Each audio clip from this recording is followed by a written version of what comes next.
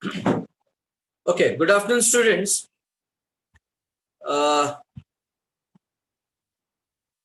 Actually,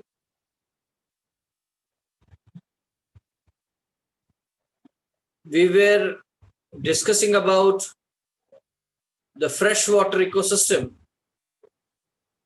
and with the freshwater ecosystem, as you know that we have earlier discussed about the freshwater and the marine water. So, in the today's lecture, those who are newcomers, I'll be explaining you. Don't worry, don't be in a panic. I'll be explaining you. But as we have seen in the marine water ecosystem, that there are various zones or various stratas in a marine water ecosystem. Accordingly, in a freshwater ecosystem, there are different areas or different stratas in a freshwater ecosystem. So, what are freshwater ecosystems? Or what is a freshwater, first of all? So, where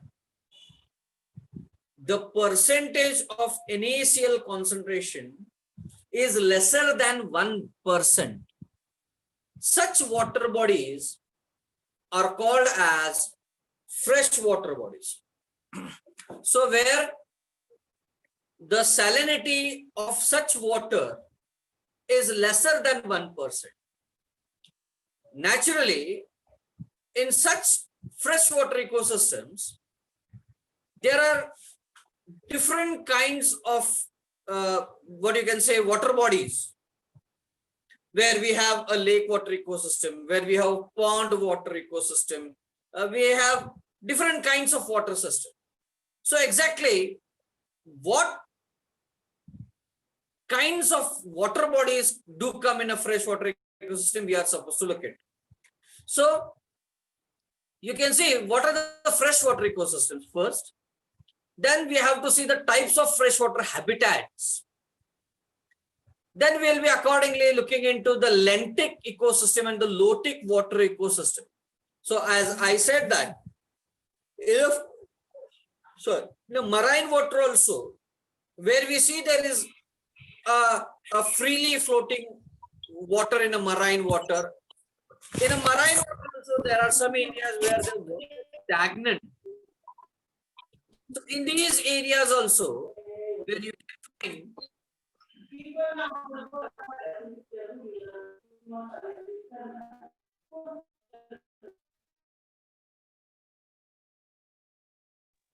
where you can see that in a marine water also, at some areas the marine water also remains stagnant, and it is continuously stagnant. Suppose if there are certain cracks and crevices, some rocky surfaces are there, or even if you see on the rocky seashores, some areas of the rocks are there where the water stands continuously in the rocky surfaces. So that it stands as a lotic water ecosystem in a marine water ecosystem. But so far as freshwater ecosystems are concerned, in a freshwater you can see rivers. The rivers are where the water continuously goes on flowing. But if you see ponds and lakes, the water is stagnant there. The water doesn't flow, or there are no as such water currents. So in such areas, the habitat, the organisms, it may be a plant material or it may be animal material, they vary in this habitats. So what are they? We will be studying differently.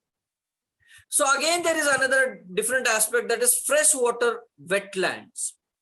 So when I say wetlands, so where on the land surfaces, where the water is stagnant continuously, so such areas what we call it as a freshwater wetland.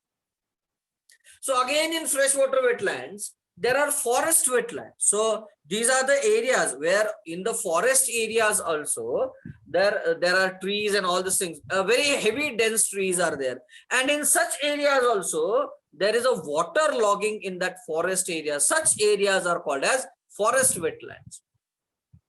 Then there are tidal freshwater marshes, and finally in the conclusion we'll be looking what comes into the conclusions.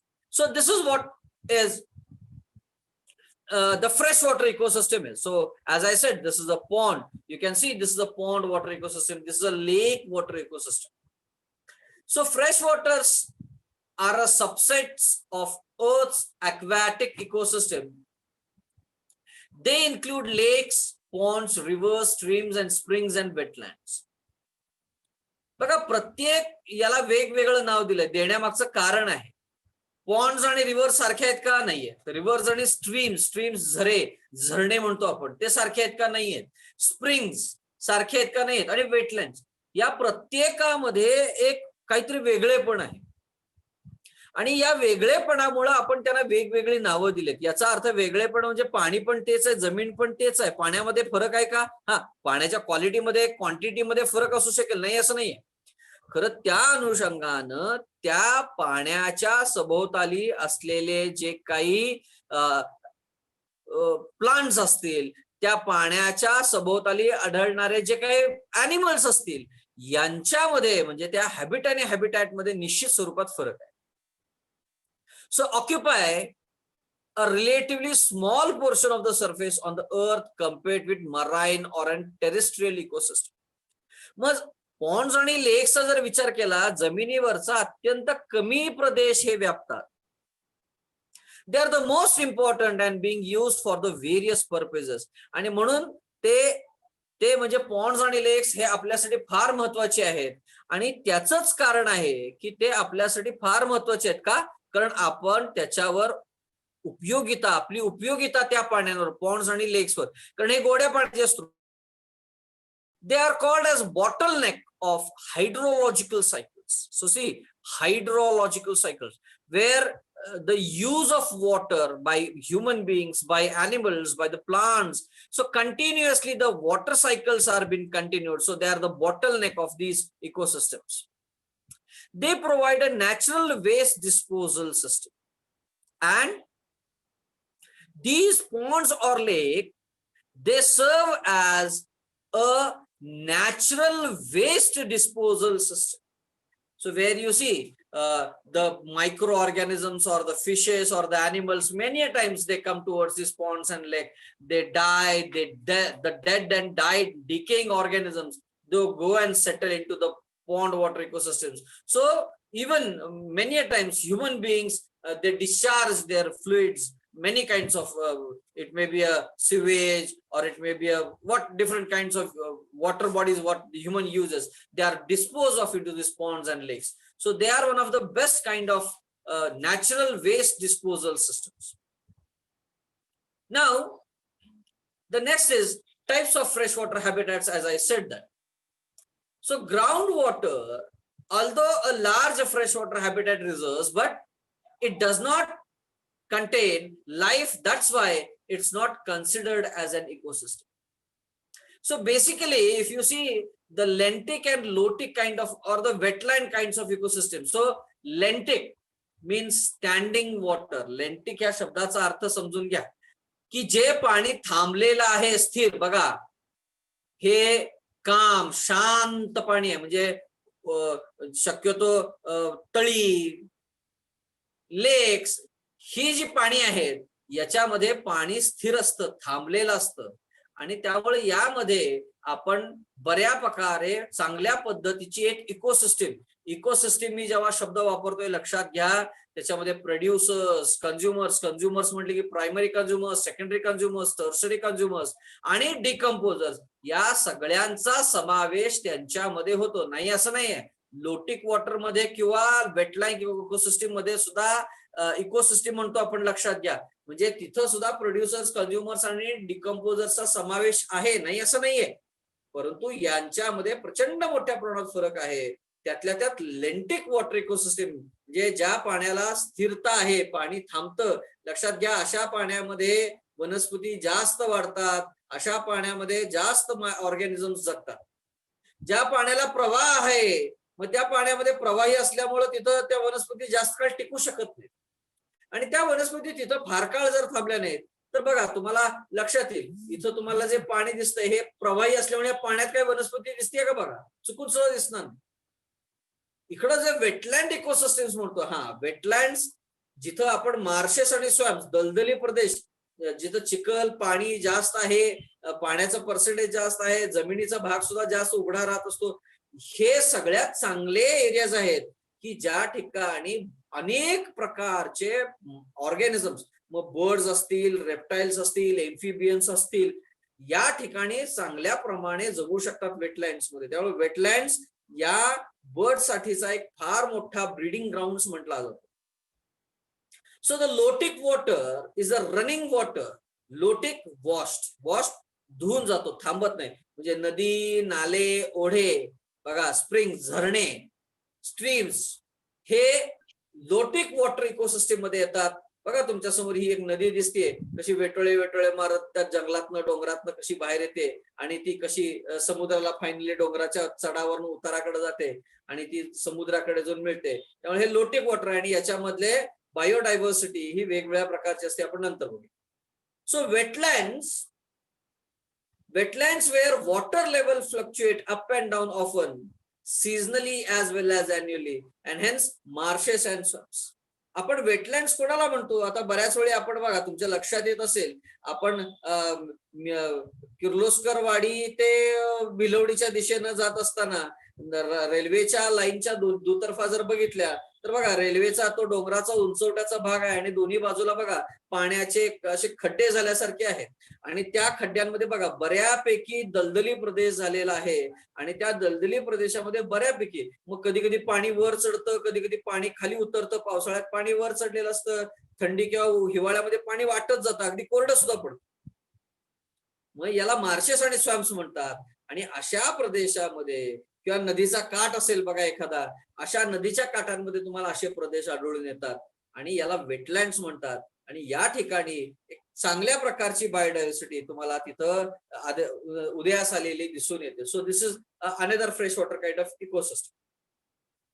Now when you compare the लेंटिक water ecosystem, म्हणजे Pond's आणि लेक्स मध्ये जी आढळते त्याला लेंटिक water ecosystem म्हणतो आपण बघा. So life forms in the ponds include planktons, nektons, benthons, neustons and you can see peripyrethons.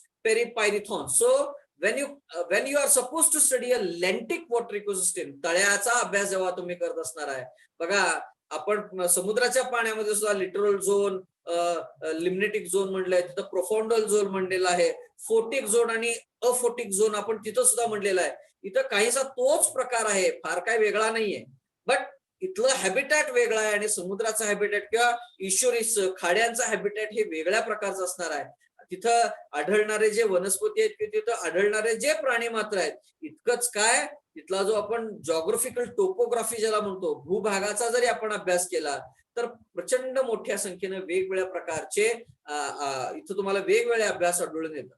आता जेव्हा आपण lentic water ecosystem when we study, you can see near about from the land surfaces to around 10 to 20 feet areas, depending upon the depth of the water surface or the depth of the pond water ecosystem or the lake water ecosystem. So it may be 5 to 10 feet area, or it may vary upon 5 feet to 25 feet area. So that area we called as a littoral zone. म्हणजे बऱ्यापैकी ज्या भागामध्ये, लक्षात घ्या, या भागामध्ये जी सूर्याची किरण, बघा हा सूर्य तुम्हाला समोर दिसतोय, या सूर्याची किरण ज्या एरियामध्ये पाण्यामध्ये जमिनीमध्ये पडतात त्या एरियाला आपण शक्यतो लिटोरल झोन म्हणतो. नाही असं नाही, इथं पुढं सुद्धा तुम्हाला जमीन त्या पाण्याच्या सरफेसेसवर सूर्याची किरण पडतात, नाही असं नाही, तर ते पाणी बऱ्यापैकी पुढच्या भागात सापडत नाही. सो या लिटरल झोन मध्ये दुसरी एक गोष्ट आहे की contain vegetation that is contain rooted vegetation along the shores. म्हणजे शक्यतो या भागामध्ये लिटरल झोन मध्ये वनस्पतीची जी मुळं आहेत या पाण्यामध्ये खोलवर रुजतात किंवा आलेली असतात आणि ती जिथपर्यंत मुळं जातात त्या एरियाला आपण लिटोरल झोन असं म्हणतो. So open water dominated by planktons. आता जो जमिनीतनं मुळाचा भाग जर सोडला, हा जो मुळाचा भाग जिथपर्यंत जातो तो भाग जर सोडला, तिथून पुढचा जो भाग आहे, इथून पुढचा, ज्याला आपण इथं लिम्नेटिक झोन म्हटलंय. So this is called as a open water dominated by planktons. म्हणजे जी वनस्पती असते, पान वनस्पती असते, ती या लिम्नेटिक झोन मध्ये आढळते आणि ती सुद्धा एका ठराविक अंतरापर्यंत. म्हणजे पाण्याच्या सरफेस, म्हणजे हा जो पाण्याचा सरफेस दिसतोय, या सरफेस पासून खाली हार्डली एक 10 ते 15 फुटापर्यंत तुम्हाला सूर्याची किरणं गेलेली दिसतात. आणि तेवढ्याच एरियामध्ये तुम्हाला लक्षात येईल, एवढ्याच एरियामध्ये तुम्हाला त्या पान वनस्पती, मग मायक्रो ऑर्गॅनिझम्स कुठले असू शकतात, मायक्रोफ्लोरा आणि फोना कुठले, म्हणजे अक्वॅटिक प्लॅन्टॉन्स जे आहेत ते या वरच्या लेयर मध्ये सापडतात. आणि खालचा जो एरिया बघा, इथून profundal zone, what we called as a deep water zone containing only heterotrophs. म्हणजे हा जो पाण्याचा भाग आहे इथं खाली तुम्हाला दिसत असेल स्क्रीनवर,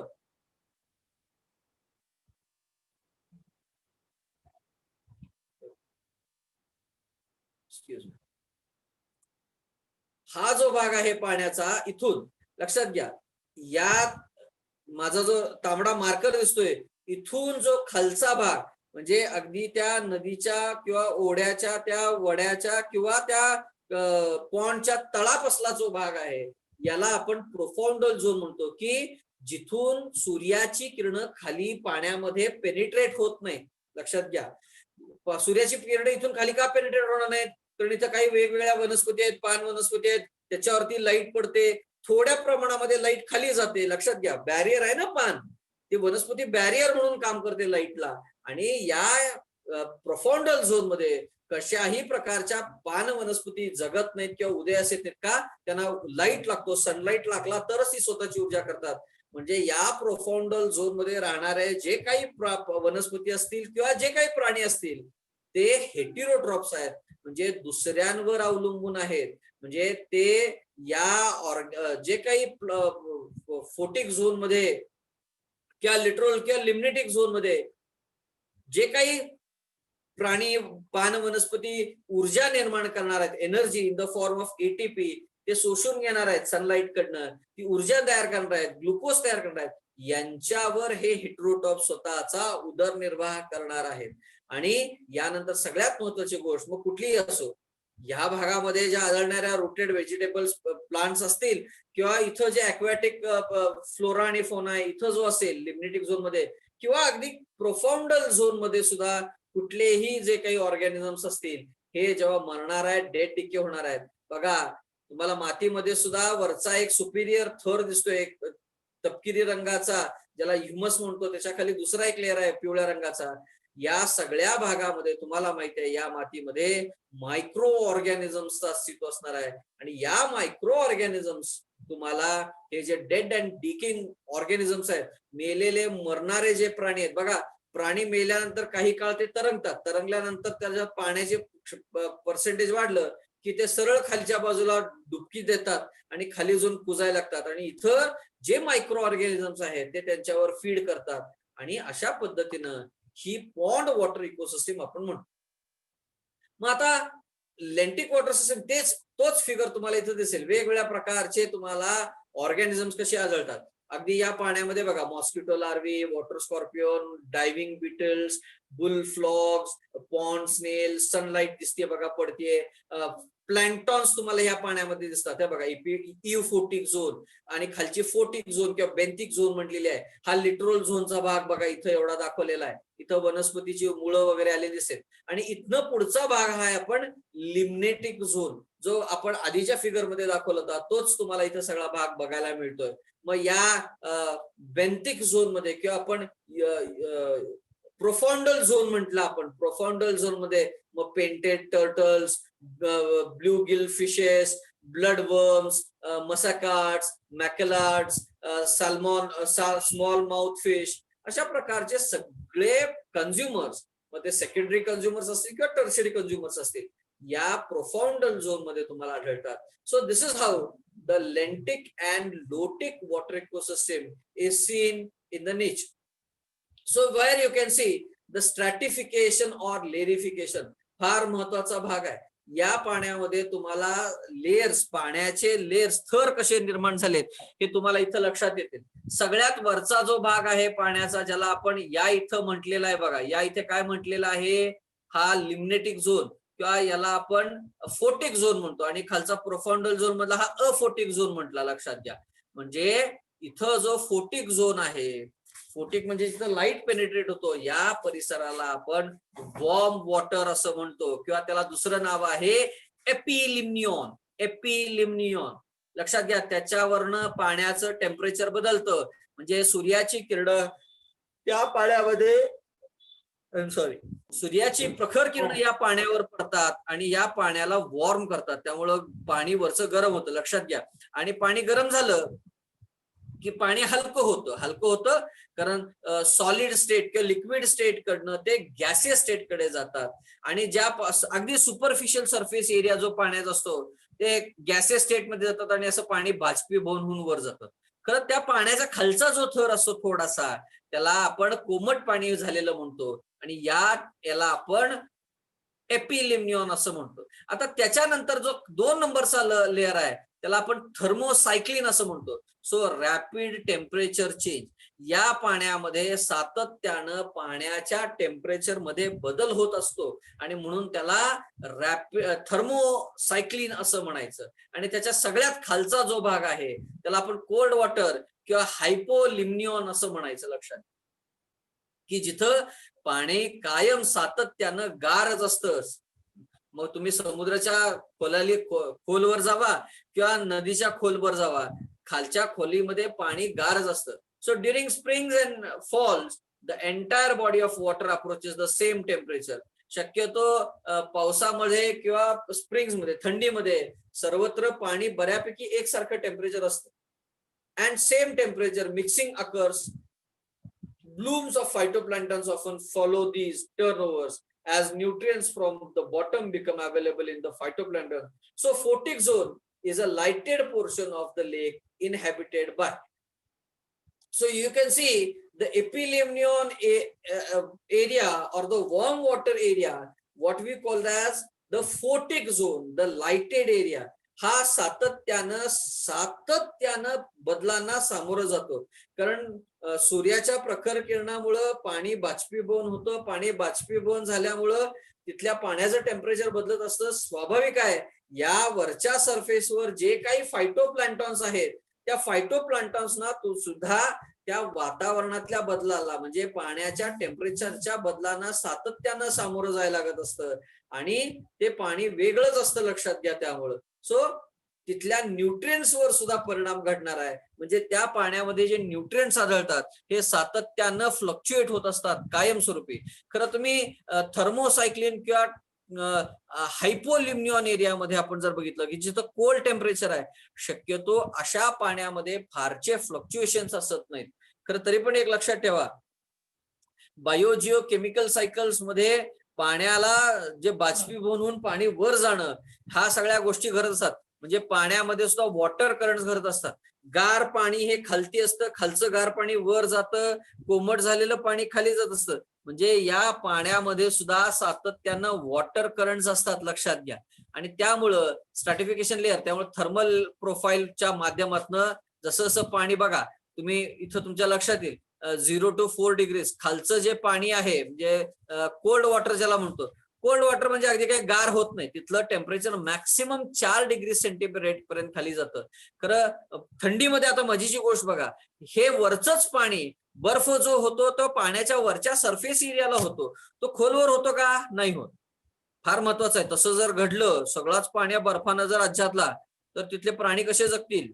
काही प्राण्यांनी स्वतःला त्या अशा बर्फामध्ये राहायला सुद्धा स्वतःला मध्ये बदल घडवलेले आहेत. कसे बदलले ते आपण नंतर बघू, आता त्याच्यामध्ये फारसा वेळ घेत नाही. So lakes are often classified as either oligotrophic or eutrophic on basis of the product. That is, eutrophic lake has nutrient contents of nutrients lake to go into the process known as eutrophication lake. आता तुम्हाला ऑलिगोट्रॉपिक versus युट्रॉपिक लेक environment आपल्याला काय आहे हे बघायचं आहे. What is oligotrophic? What is epilimnion, hypolimnion, हे आपल्याला डिटेल्स मध्ये बघायचं आहे. आणि बघा हे तुम्हाला पॉन्ड वॉटर इकोसिस्टम मध्ये क्लिअर कट दिसेल की ऑर्गॅनिक सबस्टन्स जो मेलेला डेड अँड डिकिंग ऑर्गॅनिझम आहे त्या नदीच्या किंवा ओढ्याच्या किंवा त्या लेकच्या काठाला तळाला जाऊन बसलेला आहे, तो ऑर्गॅनिक मॅटर आहे. आणि म्हणून बघा बऱ्याच वेळा तुमच्या लक्षात येत असेल आपल्या परिसरामध्ये जेव्हा उन्हाळ्यामध्ये नद्या आटतात आणि त्या नद्याची खोली पुन्हा विस्तारीकरण किंवा रुंदीकरण करण्याचा भाग असतो, त्यावेळी बरेचसे शेतकरी धडपडत असतात त्या नदीतला गाळ घेण्यासाठी. का? पण त्याच्यामध्ये सगळ्यात चांगलं ऑर्गॅनिक मॅटर जे डेड अँड डिकेइंग कुजलेला जो भाग असतो त्या नदीच्या पात्रामध्ये किंवा त्या तळ्याच्या ओढ्याच्या पात्रामध्ये वरच्या सरफेसला असतो आणि तो सगळ्यात चांगला असतो, म्हणून ती मळी म्हणतो आपण, ती ओढून घेऊन जातात. सो त्याच्यानंतर मग सेडिमेंट्स, छोटे मोठे दगड असतात आणि सगळ्यात खाली मोठमोठे चट्टान असतात. हे तुम्हाला त्या लेक वॉटर इकोसिस्टमच्या माध्यमातून भविष्यात लक्षात येईल. आता जास्त त्याच्याबद्दल मी बोलत बसतो. नेक्स्ट, युट्रॉपिकेशन. ना व्हॉट इज युट्रॉपिकेशन आपल्याला डिटेल्स मध्ये बघायचं आहे. Sediments from land block sunlight. बघा या पाण्यामध्ये जे सेडिमेंट्स म्हणजे जे काही अडथळे असतील, मग ते फायटोप्लॅन्टॉनच्या माध्यमातून असतील किंवा अन्य काही असतील, या सूर्याच्या किरणाला पाण्यामध्ये खाली खोलवर पडण्याला अडथळा निर्माण करत असतात. मग ते पाण्यातले गवत असतील, पान वनस्पती असतील किंवा एखादी प्राणी मात्र सुद्धा असू शकते. So nitrogen and phosphorus cycle. So these nutrients causes increase of phytoplanktons. So these are the two more important gases, that is nitrogen and phosphorus. No doubt, oxygen is of most importance also. But along with oxygen, these gases, the nitrogen gas and the oxygen gas also plays a very vital role in developing the microorganisms or the foreign organisms in these water bodies, which causes eutrophication. So phytoplanktons grows on the seed grass. आता ही जी वनस्पती आहे या वनस्पतीवर जे छोटे छोटे फायटोप्लांटॉन्स आहेत हे त्यांच्यावर जगत असतात, हे लक्षात ठेवायचं. सो अल्गल ब्लूम्स, आता तुम्हाला इथं शेवाळाचा एक थर दिसतोय बघा. समुद्राचं पाणी असेल त्याच्यामध्ये सुद्धा अल्गे आहेत, गोड पाणी घ्या त्याच्यामध्ये सुद्धा अल्गे आहेत. अर्थात त्याच्या स्पीसीज वेगळ्या आहेत, वेगवेगळ्या स्पीसीजच्या अल्गी तुम्हाला तिथं आढळतील. सो ऍज द अल्गी डाय, बघा कोणी फायटोप्लॅन्टॉन्स, गवत, एखादा प्रायमरी कंझ्युमर, सेकंडरी, कोणी मरू दे, बघा ते डेड अँड डिके व्हायला खाली त्या नदीच्या किंवा त्या ओढ्याच्या किंवा त्या खाडीच्या बॉटमला जाणार आहे आणि तिथं त्या पद्धतीनं डिकेइंग होणार आहे. आपण अजूनही डिटेल्स मध्ये युट्रॉपिकेशन काय आहे मी पुढच्या पिरियडला बोलणार आहे, जास्त आता इथं बोलत नाही, एवढंच लक्षात ठेवा. So these are artificial ponds, आपण ज्याला शेततळी म्हणतो, पाणी साठवण्यासाठी करतोय, या त्याची काही चित्र आहेत, त्याच्याबद्दल मी बोलणार. खरं हे सुद्धा लेंटिक वॉटर इकोसिस्टम मध्ये येतं. So where again we can see now the streams and rivers, difference between running and standing water generally evolve a trade of conditions. आता यात सगळ्यात महत्वाचा भाग काय आहे, जे थांबलेलं पाणी आहे किंवा स्थिर पाणी आहे, या दोघांच्या मुळे एक प्रचंड मोठं रेव्होल्युशन, एक त्याच्यामध्ये फार मोठा बदल होऊ अपेक्षित आहे. So one, current is much more of major controlling and limiting factors in the streams. लक्षात घ्या, पाण्याला प्रवाह, पाण्यामध्ये वॉटर करंट्स असणं हा एक कंट्रोलिंग फॅक्टर मानला जातो, किंवा एखाद्या जीवाच्या जगण्यावर पणन पोषण ज्याला म्हणतो, मग तो प्राणी मात्र असेल किंवा वनस्पती असेल, त्याच्या जो फ्रीली फ्लोटिंग वॉटर आहे त्याच्यामध्ये फार मर्यादा पडतात. Land water interchange is relatively more extensive in streams, result in a more open ecosystem and a heterotypic type of community metabolism when the size of stream is small. हे एक सगळ्यात महत्वाचं आहे की जेव्हा त्या स्ट्रीमचा साईज छोटा असणार आहे, मग त्या लँड आणि वॉटर मधला इंटर एक्सचेंज जो काही आहे, दोघांच्या मध्ये देवाणघेवाण आहे, त्या निश्चितच वाढलेल्या दिसतात. आणि त्यामुळं तिथली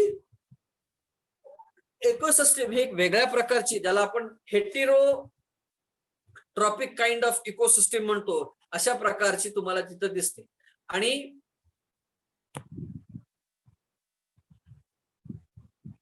excuse me, something problem. Yeah. So you can see oxygen tension is generally high and more uniform in streams.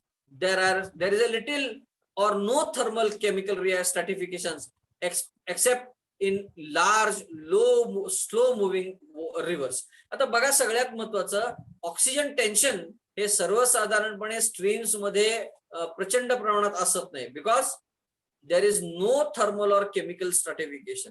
Streams म्हणजे जे झरणे आहेत त्याच्यामध्ये फारसा मोठा ऑक्सिजन टेन्शनचा परिणाम असत नाही, लक्षात घ्या. म्हणून बघा ज्या झरणे आपण गोड्या पाण्याचे स्त्रोत म्हणतो, इथं नदी उगम पावले वगैरे वगैरे आपण जो म्हणतो त्याला आपण म्हणतो काय, इट्स अ स्ट्रीम, पाण्याचा स्त्रोत स्ट्रीम. त्याच्यामध्ये ऑक्सिजन सॅच्युरेशन किंवा ऑक्सिजन टेन्शनचा त्याच्यामध्ये फारसा मोठा तुम्हाला परिणाम दिसून येत नाही, हे इथं लक्षात ठेवायचं. Okay. So, dear students, there is a lot of things what I can discuss right now in lentic water, but we have to shift to lotic water system. But right now, I'll stop here because hardly 10 minutes are there. But immediately next period is of Dr. T.S. Bhosle sir, and this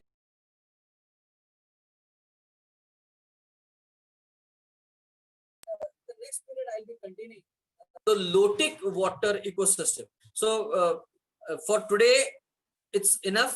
I'll be stopping here, and in the next period we'll be discussing. So do you have any doubts, questions and queries? बऱ्यापैकी सगळे लोक आलेले आहेत. सायली काय अडचण आहे का? सायली, तेजश्री, कॅमेरे ऑन करा बाळांनो, सगळ्यांनी कॅमेरे ऑन करा, स्वतःला अनम्यूट करा.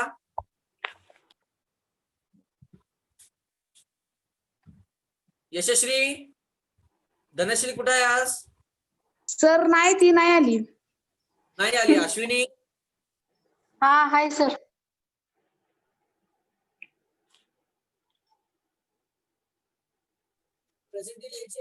तुम्हाला मी तो हा टाकलेला आहे फीडबॅक फॉर्म, सगळ्यांनी फीडबॅक फॉर्म भरायचा आहे. तेजश्री?